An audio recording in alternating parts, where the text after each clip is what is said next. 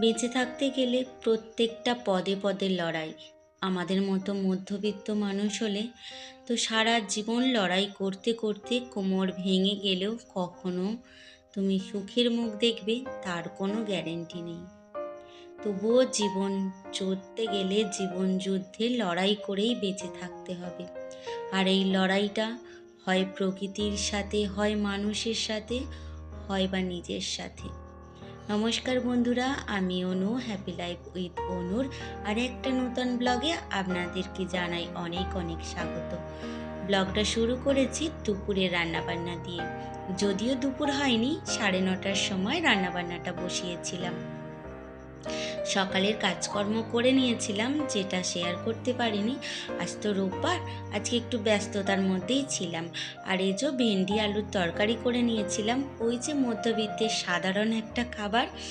এটা বিশেষ কিছু আহামরি নয়, তবুও দেখানোর একটুখানি প্রচেষ্টা যে কি করেছিলাম আজকে রান্নাতে। আর কি করব বলুন তো, কাঁচা টমেটো দিয়ে মাছের ঝাল, যেটা হলো ভীষণ লোভনীয়। আর এটা কিন্তু আমার কাছে খুব ভালো লেগেছিল। একটা কাঁচা পাকা টমেটো, একটা না দুটো দিয়েছিলাম, বড় বড় গাছে হয়েছিল। তো সেখান থেকে কাঁচা টমেটো নিয়ে এসে আজকে রান্না করছি। মাছটা তো আগেই ভেজেছি, আর তারপরে তেলের ওপরে দিয়ে দিয়েছিলাম টমেটোগুলো, হালকা নাড়াচাড়া করেই অল্প পরিমাণে লবণ আর একটুখানি হলুদ দিয়েছিলাম, যাতে কাঁচা টমেটোর গন্ধটাও চলে যায় আর ভালো করে টমেটোটা মজে আসে।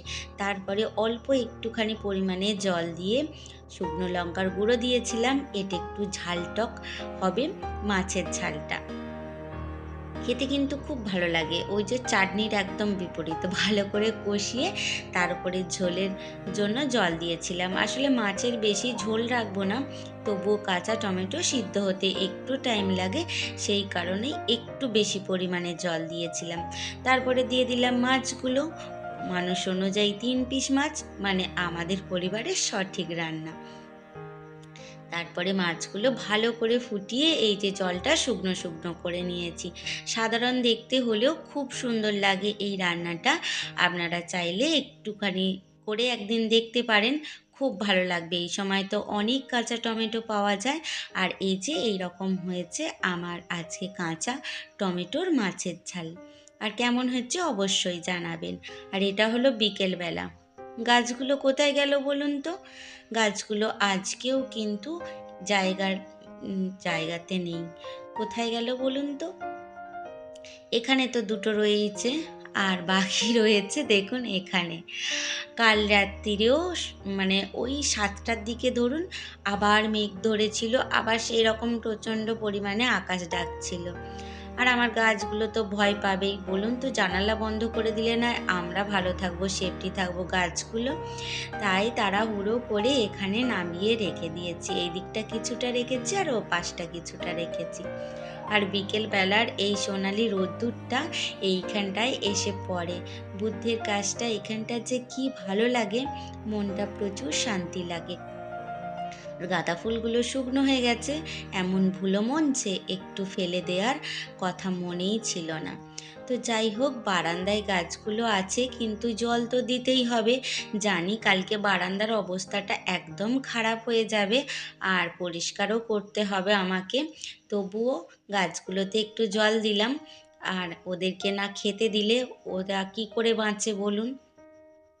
যদি নোংরা হয় সেটা আমাকেই পরিষ্কার করতে হবে। তো আর 7-5 না ভেবে গাছের মধ্যে এখানেই জল দিতে শুরু করলাম। আজকে আর বারান্দায় তুলব না, আজকের রাত্রিটা দেখে কালকে একদম বারান্দার মধ্যে তুলব। আসলে বলছে তো আজ রাত্রিরেও বৃষ্টি হলেও হতে পারে, জানি না। আপনাদের দাদাভাই হয়তো আমাকে ভয় দেখাচ্ছে বেশি করে, গাছগুলো খালি তোলা নামা করছি বলে বলছে আজকেও বৃষ্টি হবে, কতবার তুমি তুলবে আর কতবার নামাবে আমিও দেখব। তো সেই ভয়ে আমি আর ওপরে তুলিনি, এখানেই রেখে দিয়েছি গাছগুলো। আমি বললাম যে থাক এখানেই, আর একটা রাত্রি দেখে তারপরে নামাবো। এই গাছটাতেও জল দেওয়া হয়ে গেছে, গাছটা একটু দেখিয়ে দিলাম। এই যে এবার জানালাগুলো বন্ধ করে নিচে চলে এসেছিলাম। নিচে কিছু থাকে টুকটাক কাজ, জামা কাপড় গোছানো, উঠোন ঝাড় দেওয়া, সেসব করে নিয়ে চলে এলাম এই যে আম বকুলের কাছে। ঝড়েতে নষ্ট হয়নি, কিন্তু এই যে কুয়াশা বৃষ্টি এর ফলে আম বকুলগুলো না কালো হয়ে যায়, আর কালো হয়ে গেলে আম ভালো আসে না। দেখা যাক কি হয়, কপালে যদি এবছর আম থাকে তাহলে খাওয়া হবে, আর না হলে তো গেলই, আর কিছু করার নেই।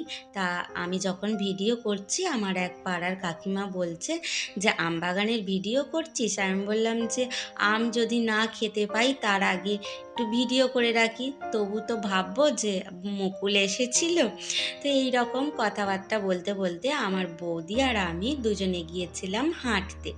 প্রায় প্রতিদিন এই রাস্তাটা দিয়ে আমরা হেঁটে আসি, আর ওই যে অনেক দূরে আমাদের বাড়ি। আর এটা হলো একদম গ্রামের শেষের দিকে চলে এসেছি আমরা হেঁটে হেঁটে। বিকেলবেলা এই রাস্তা অনেকেই হাঁটতে আসে, ছেলেপুলেরা খেলা করে, ভীষণ ভালো লাগে এই জায়গাটা। আর পিছনের দিকে রয়েছে আমাদের শ্মশান গ্রামের, সেটাও দেখাচ্ছি। ওখানেও কিন্তু মায়ের মন্দির আছে, প্রণাম করে চলে এসেছি। ওই যে ওটা হলো মায়ের মন্দির আর শ্মশান, ওখান থেকে প্রণাম করে চলে এসেছি। তাহলে চলুন ভিডিওটাও আজকে এই পর্যন্ত রাখি, দেখা হবে আবার। নিজেদের খেয়াল রাখবেন, খুব ভালো থাকবেন।